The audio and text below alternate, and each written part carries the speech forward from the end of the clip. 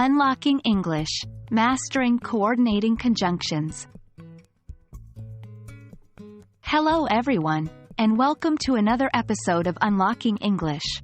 Today, we are going to unravel the mysteries of coordinating conjunctions, a crucial part of English grammar that will help you construct more complex and dynamic sentences. Coordinating conjunctions are words that join together elements of equal grammatical rank.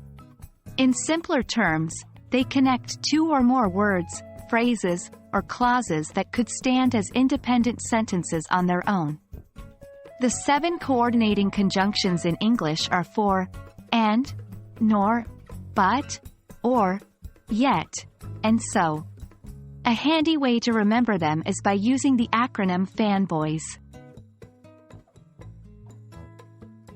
Coordinating conjunctions perform different roles. Here's a brief rundown. For is used to present a reason or cause. For example, I brought an umbrella, for it looked like it would rain. And is used to add or emphasize information. For example, I like reading books, and I also enjoy painting. Nor is used to present a negative alternative to a previous negative statement. For example, I don't like spinach, nor do I like broccoli. But is used to introduce a contrast or exception. For example, I wanted to go to the concert, but I had to study for an exam. Or is used to present alternatives or choices. For example, you can have tea or coffee. Yet is used to introduce a contrasting idea that follows logically from the preceding clause.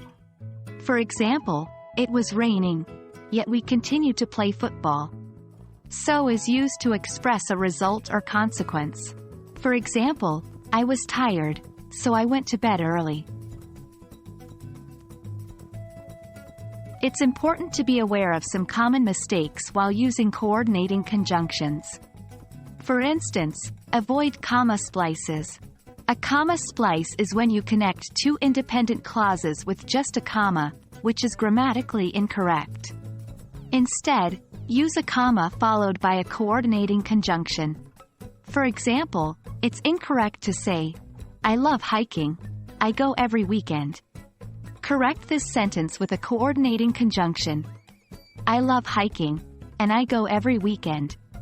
Don't use coordinating conjunctions to begin every sentence, as this can make your writing repetitive and less impactful. For example, avoid writing, and I went to the mall. But I forgot my wallet. So I had to go back home. Try to vary your sentence structures for a more interesting narrative.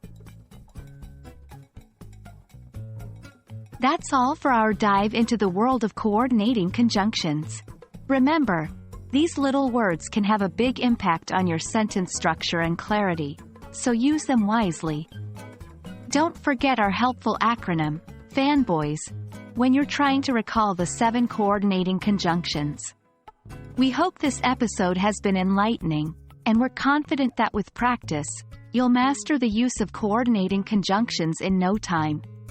Happy learning, and see you in the next episode of Unlocking English.